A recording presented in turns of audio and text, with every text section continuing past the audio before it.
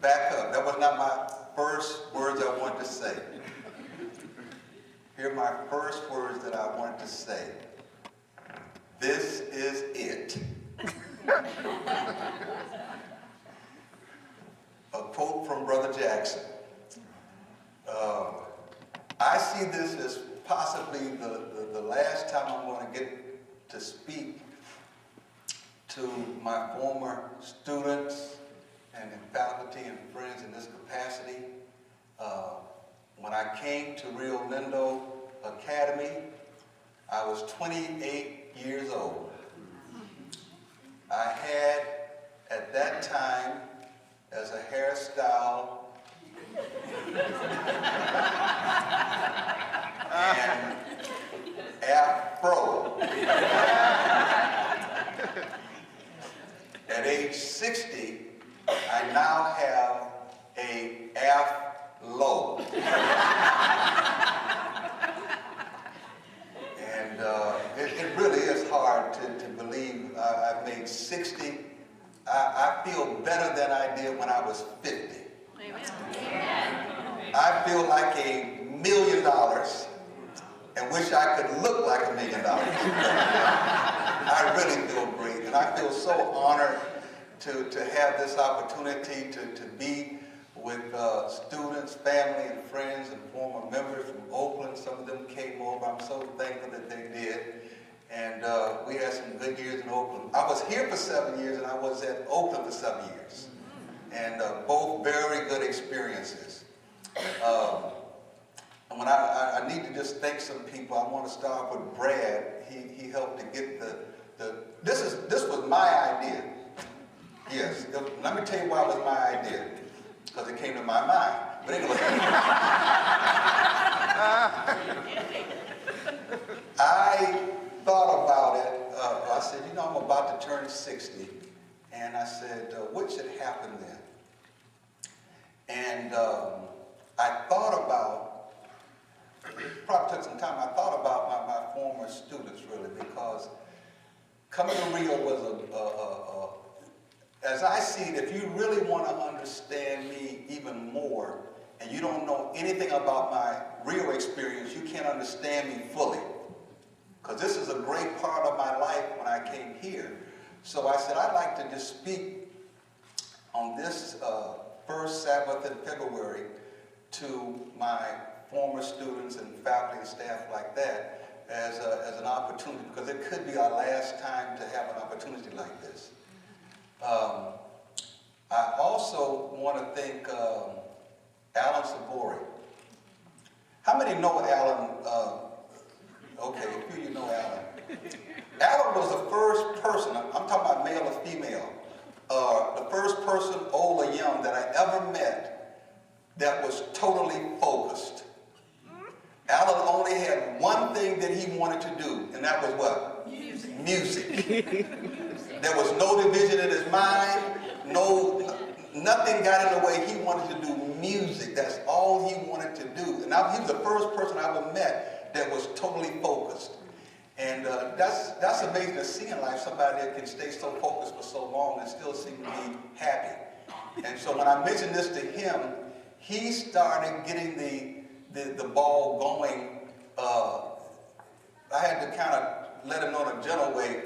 I said, Alan, this is Rio Lindo Academy.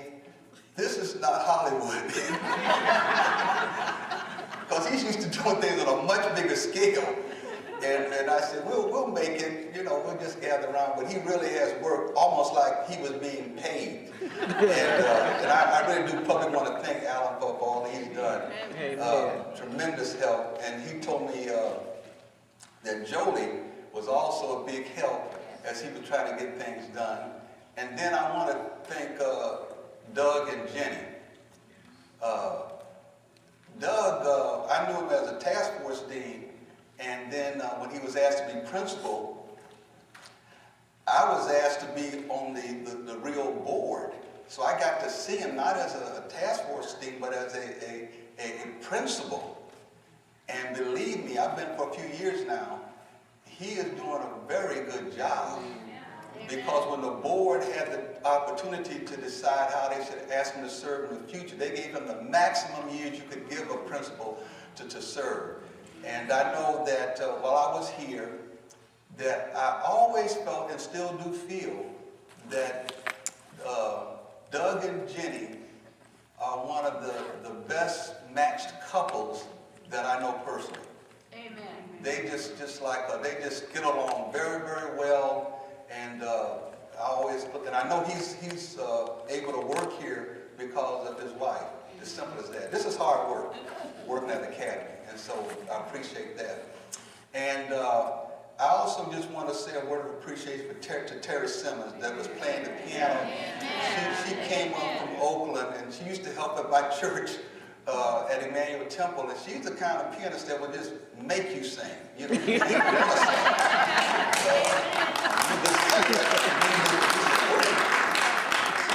thank you so much. And just a few people I'm going to mention, and then I'm going to back off. And I'm not going to shorten my message. I'm just going to do this. This is it. This is just one time. So anyway, but I see Dennis and Barbara Warner out there and their daughter. Let me tell you, when I first came here, they just really made me feel like I was all right to be here. They were the first people, they took me to Yosemite for the first time. And you hear about it, but they just took the time to say, let's go. And then there have been other times that, am I doing something wrong here? No. I'm getting a little ring. You get an echo. A little echo. But I'm doing okay? Just keep talking. Okay.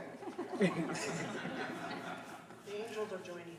Huh? The angels are joining you. Oh, beautiful, beautiful. And so it's always good to see them. And then the Langs. Now, we all go back. Am I doing something wrong?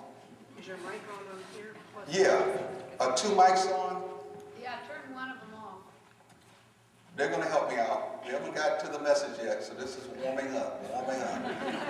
But Ted Lang and Merle, they're good buddies too. And when I left Rio in '86, the way things happen is that some of you understand that sometimes life doesn't go the way you thought it was going to go. So when I got back east, my family situation changed. And for 5 years, I raised my boys alone. And I got a real good dose of single parenting during that time. But one time I remember I was kind of feeling down. And I called up Ted. I said, you know what? It was either Christmas or Thanksgiving. I said, basically, he could tell too, I didn't have any place to go. And I said, what are you guys doing, I think, or something like that, just hinting around. He said, come on up, he and Merle. And I remember spending that holiday, and I read through the book, Project Sunlight. They didn't bother me, they just let me be what I liked to be and needed to be at that time, but they are always going to be good buddies of mine, but just kind of